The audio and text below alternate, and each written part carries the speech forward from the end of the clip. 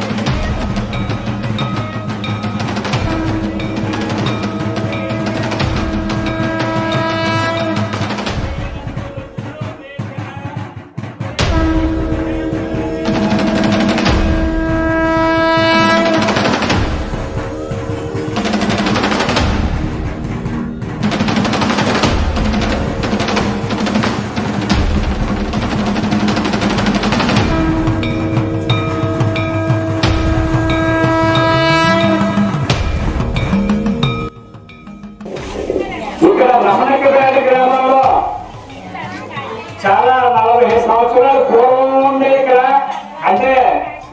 ఇక్కడ ఎప్పుడో బన్నాడపట్నం అనేటువంటి మహానగరం ఉండేది. కాశీపట్నంతో సమానమైనటువంటి నగరం బన్నాడపట్నం అంటే 100 యోజనాల పట్నం అంటే పూర్వం అంటే ఎప్పుడో 300 సంవత్సరాలకి పైనే అంటే మనకి బ్రిటిష్ వారు కాకుండా మనకి ముస్లింలు పరిపాలించేటువంటి మొఘలాయులు పరిపాలించే సమయంలో ఒక ఉప్పినది వచ్చిందండి. ఇదంతా పట్నం ఎక్కడి నుంచి పిఠాపురం నుంచి మొత్తం అక్కడ తిరుగు వరకు కూడా 100 యోజనాల పట్నం ఉంటుందండి. కాశీ నగరంతో సమానమైనటువంటి నగరం పట్నం అంటే. అయితే అప్పుడు ఒక ఉప్పుని వచ్చి మొత్తం ఇదంతా కూడా సముద్రం వచ్చేయడం జరిగిందండి. ఇవన్నీ ఇసుక దెబ్బలు అన్నీ కూడా అప్పుడే ఏర్పడ్డాయి. అప్పుడు ఇక్కడ ఎప్పుడో శివాలయం ఉండేది. గౌరీదేవి కానీ శివాలయం కానీ ఇక్కడ ఉండేది అన్నమాట అండి. అవన్నీ ఇసుక కప్పేయడం వల్ల చాలా కాలం స్వామివారు గౌరీదేవి అమ్మవారు కూడా అలాగే భూస్థాపితంలో ఉండిపోయారండి. ఒక 40 సంవత్సరాలు క్రితం మా చిన్నతనంలో 40 సంవత్సరాల పైన అవుతుందండి. మా చిన్నతనంలో ఇక్కడ ఎవరో కొత్త చెట్టు వేద్దామనేటువంటి భావనతో ఇక్కడ చదువుతూ ఉండగా కొన్ని విగ్రహాలు బయటకు వచ్చేయండి. అది ఎవరిదండి పొలము ఎవరు గుండాలకు సత్యంగారి కుమారుడు చంద్రరావు గారి గురుడు ఈ సత్యవతి గారు దంపతులు చంద్రరావు గారు సత్యవతి గారి దంపతులు ఈ భూమిలో దొరకడం జరిగిందండి. అయితే దొరికిన తర్వాత చాలా చక్కగా ఇక్కడ పెట్టి కొన్ని కారణాల చేత ఇక్కడ కొంతకాలం ఇక్కడ స్థాపన చేయలేకపోయారు.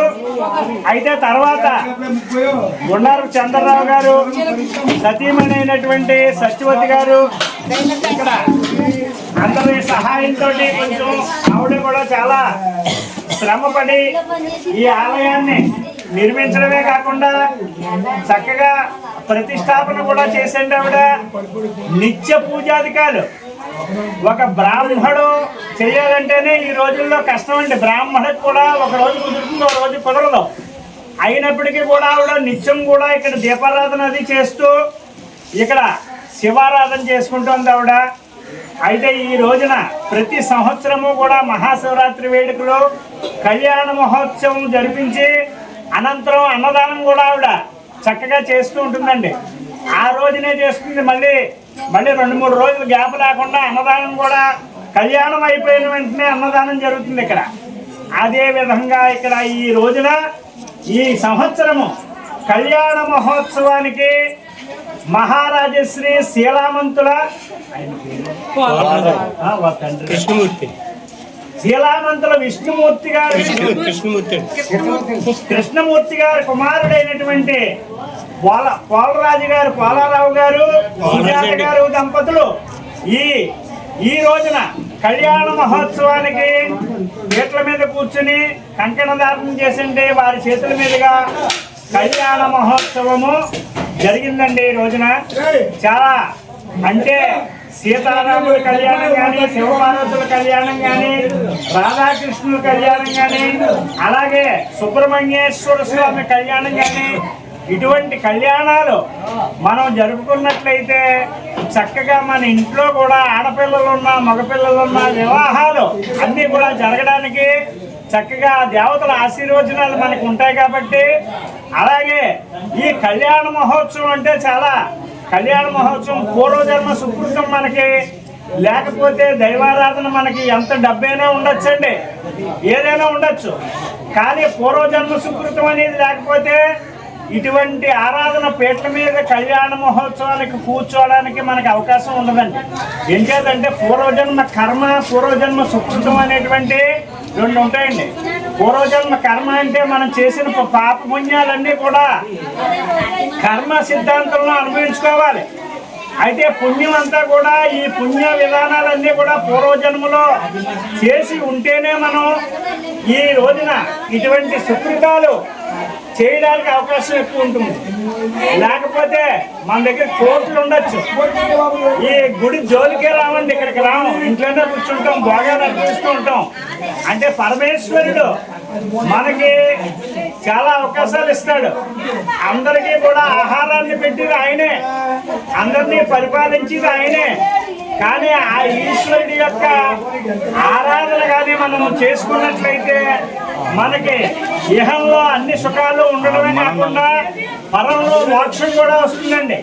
అంటే మానవుడు అంటే ఒక విధానం అండి. ఏమిటి, ఇక్కడ ఏదో బతికేసాం వెళ్ళిపోయాం అనడానికి మళ్ళీ జన్మ అనేది ఉంది, పూర్వజన్మ అనేది ఉంది. పూర్వజన్మలో ఇక్కడ మనకి సంబంధం లేకపోతే ఈ జన్మలో ఇక్కడ మనం అందరూ కలుసుకోవడం కానీ అది ఏమి ఉండదండి. పూర్వజన్మ సంబంధమే ఈ జన్మ సంబంధం. మళ్ళీ వచ్చే జన్మ కూడా అంటే మనం అనుకుంటున్నాం ఇక్కడ పుట్టామండి, పూర్వజన్మలో ఇక్కడ మనకి సంబంధం ఉంది, ఇక్కడ పుట్టాం. లేకపోతే నేను రమణకపేట విశ్వనాథం గారు అబ్బాయి ఎవరో మీరెవరో తెలియదు, మీకు మాకు పూర్వజన్మ సంబంధం ఇక్కడ కలిగి ఉన్నాం కాబట్టి ఈ రోజు ఇక్కడ మాట్లాడుకోవడానికి అవకాశం ఉంది. అయితే అటువంటి సంబంధాలు లేనప్పుడు వారికి జన్మలో ఉండవండి, మళ్ళీ జన్మలు ఉండవు. లేకపోతే ఏ అమెరికాలోనూ కొడతారు, ఏ ఇంగ్లీష్ వాళ్ళలోనూ కొడతారు, వాళ్ళకి మంచి సంబంధాలు ఉండవు కదా. అయితే విషయం ఏంటంటే జన్మ అనేది ఇంకా ఉండకూడదు. ఎలాగా జన్మ ఎత్తడం, మళ్ళీ ఒక 9 నెలలు తల్లి గర్భంలో ఉండడం, ఇదంతా చాలా ప్రాసెస్ అండి, నరకంటది. అంటే మనం అనుకుంటాం కానీ ఏమిటంటే జన్మ లేకుండా జన్మరాహిత్యం పొందాలంటే మానవుడు ఎంతసేపు కూడా దైవారాధన చేయాలి. అది కూడా ప్రదర్శనారాధన చేయకూడదండి. అంటే దైవారాధన అంటే మనస్ఫూర్తిగా దైవాన్ని అంటే మనం ప్రదర్శనగా గొప్పగా చెయ్యకపోయినా భగవంతుడు మనస్సులో మనం ధ్యానం చేసినప్పటికీ కూడా మనకు భగవంతుడు అనుగ్రహం కలుగుతుంది. అయితే కొంతమంది గట్టిగా చేస్తుంటారు ప్రదర్శన, అంటే నేనే చేస్తున్నానని. అటువంటి వాళ్ళకన్నా కూడా చాలా చక్కగా భగవంతుడి మీద మనసు పెట్టిన వాళ్ళకే ఎక్కువ విధానం ఉంటుందండి ఇక్కడ. అలాగే ఈ దైవారాధన చేసుకోవడం వల్ల జన్మరాహిత్యం పొందుతారండి. జన్మరాహిత్యం అంటే ఇంకా మళ్ళీ జన్మ అనేది ఉండదు, పుట్టడం చావడం అనేటువంటి ప్రాసెస్లు ఏమి ఉండవండి. జన్మరాహిత్యం పొందితే మనం శివుణ్ణి ఆరాధించుకున్నాం అనుకోండి, శివుల్లో ఐక్యం అయిపోతాం. విష్ణుమూర్తిని ఆరాధించుకుంటే విష్ణువులోకి ఐక్యం అయిపోతాం. అయితే అటువంటి స్థితి కలగాలి మానవుడికి. అంటే ఇంకా మళ్ళీ జన్మ పుట్టడం, గర్భంలోకి రావడం. అంటే మనం ఈ మానవ జన్మ బాబు తినేహరా మానవ జన్మ అనేది గొప్పది. ఈ 84 లక్షల కోట్ల జీవరాశుల్లోనూ అనంత కోటి జీవుల్లోనూ, అంటే 84 లక్షల జీవరాశులు అనంత కోటి జీవులు. అనంత కోటి అంటే లెక్క లేదండి. అంటే కోట్లు లెక్క వేసుకుంటే కోట్ల వరకు వస్తుంది. అక్కడి నుంచి అనంత కోటి అనాలి. అనంత కోటి అంటే ఇంక లెక్క లేదు. ఆ జీవుల్లోనూ మానవుడు ఒక్కడే చాలా సిద్ధాంతపరుడు. వేదాంతం నేర్చుకుంటాడు, సంగీతం నేర్చుకుంటాడు, మానవుడు మంత్రాలు నేర్చుకుంటాడు, చేతబడి నేర్చుకుంటాడు. అంటే ఎదటవాడిని పాటు చేయడానికి అన్నీ ఉన్నాయి మానవుడికి. అంటే ఈ వాక్కు అన్నింటికే పనిచేస్తుందట. మంత్రం మంచిగా ఆశీర్వదించినా వాక్కే, ఎవరినైనా తిట్టినా వాక్కే, ఎవరినైనా శాపం పెట్టినా వాక్కే, ఎవరినైనా కానీ దుష్టబుద్ధితో చూసి వాడు నాశనం అయిపోవాలని కోరుకున్న వాక్యేటండి. వాక్కి అంత ఛాయిస్ ఉందిట. వాక్కి అంటే ఒక వేద మంత్రాలు చదవాలంటే వాక్ అండి, ఒక సంగీతం పాడాలంటే వాక్. అయితే ఈ మానవుడికి ఈ స్థితి కలుగుతుంది. ఏంటంటే మిగతా జీవులు వీటికి కూడా ఇప్పుడు ఒక దేవుణ్ణి ఆరాధించాలనేటువంటి ఇది లేదండి. మిగతా జీవులు మానవుడికి, ఆ మానవుడు ఇవన్నీ కూడా ఈ పశుపక్షాదుల్లా కాకుండా ఫలాలు అలాగే ధాన్యం అన్నీ కూడా పండించి పరమేశ్వరుడికి సమర్పించి అప్పుడు వాడు ఇస్తాడు. అయితే ఇటువంటి స్థితి ఉండాలండి. తర్వాత మనం దేవుణ్ణి పూజించడమే భక్తి అనుకోకూడదు. అందరికీ కూడా సేవ చేయడంలో కూడా మానవుడు ముక్తిని పొందుతాడు. అంటే మామూలుగాను దేహో దేవాలయ ప్రోక్తో జీవో దేవ సనాతన, జీవుల్లో కూడా దేవుడు ఉన్నట్ట. మనం మానవుడు అంటే చిన్న స్థితి ఏం కాదండి. అలాగే మానవులందరికీ కూడా సహాయం చేస్తూ ఉండాలి అందరూ కూడా. ఆ విధంగా ఏ స్థితి అయితే పొంది ఉంటారో ఆ రకంగా ఇక్కడ జన్మనెత్తుతారండి. మానవుడు గొప్పవాడు, మానవుడు అన్ని విధానాల్లోనూ గొప్పవాడు. అంటే మనకన్నా కూడా పెద్ద జంతువైన ఏనుగుని కూడా కంట్రోల్లో పెట్టగలిగే శక్తి మానవుడికి ఉంది. అయితే మానవుడు దాన్ని సద్వినియోగం చేసుకుని దైవారాధన చేసుకుని అందరిలోనూ కూడా మంచిగా ఉండి చెయ్యాలండి. ఈ రోజు మహాశివరాత్రి అంటే మహాపర్వణ పుణ్యదినం. ఈ రోజున వారు పోలారావు గారు, సుజాత గారు దంపతులు చక్కగా ఇక్కడ కళ్యాణ మహోత్సవం చేసుకున్నారంటే వారి పూర్వజన్మ సుకృతాన్ని బట్టి చేసుకున్నారు. చెయ్యాలంటే ఎవరితరం కాదండి. దైవారాధన ఇక్కడ కళ్యాణం జరిపించాలి. స్వామివారికి అమ్మవారికి కళ్యాణం జరిపించాలంటే పూర్వజన్మ సుకృతం ఉండాలి, ఉంటేనే జరుగుతుంది. ఆ తర్వాత మన సంకల్పం కూడా ఉండాలి.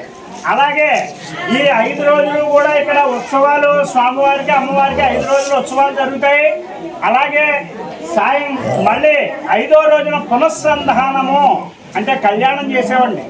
దేవతలకి 5 రోజులు పెళ్లి ఉంటుందండి. అంటే మానవులకి కూడా ఉంది 5 రోజులు పెళ్లి.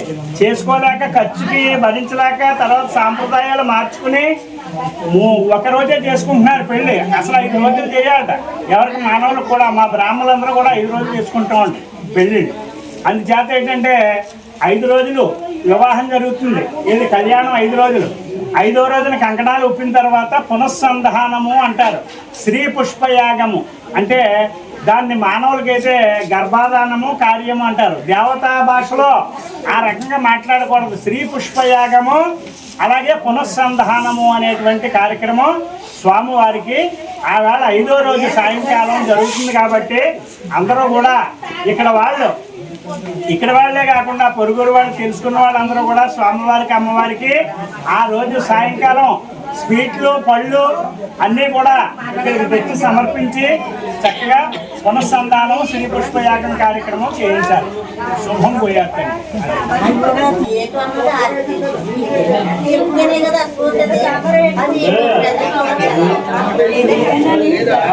దేవతల యొక్క కార్యక్రమం గురించి మాట్లాడినా చేసినా కొన్ని దుష్ట శక్తులు ఆవహిస్తూ ఉంటాయట. కరెంట్ పోవడం ఏంటండి?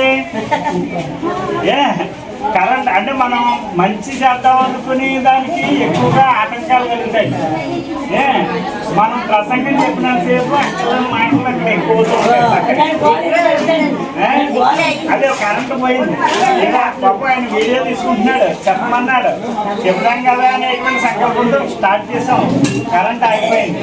తర్వాత మనకి పైన డిస్టర్బెన్స్ పక్కనే అది అంటే అలా కాదండి. ఏదైనా మంచి మంచి కార్యక్రమాలు చేసినప్పుడు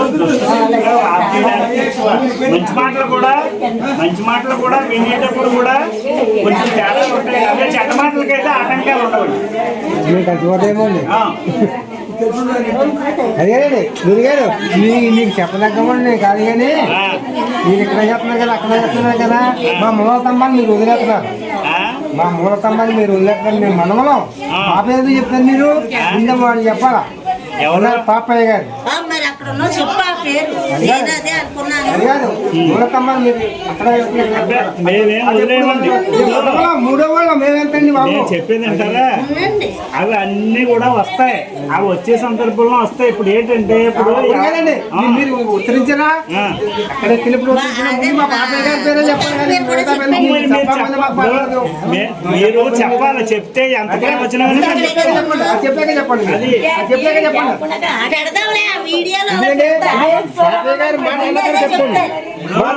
అలా కాదండి. నేను చెప్పేది బుచ్చల్ గారి పేరు ఇప్పుడు పోయిందా? ఎందుకు పోతుంది? రాకుండా కట్టారు. ఎవరు కట్టారంటే ఎవరు అంటున్నారు? కానీ మీ తాతగారి పేరే కదా, మా నాన్నకి పేర్లే మా తాతగారే కదా. మేము ఇక్కడ నుంచి స్టార్ట్ చేసాం అనుకోండి, ఇంకా పై నుంచి స్టార్ట్ చేయండి అని చెప్పాలి. అందుకే చెప్పండి. నువ్వు ఆలోచించారు కానీ చెప్పండి. అంతే కదా. విష్ణు శ్రీమాన్ సత్య గారు సోమవారం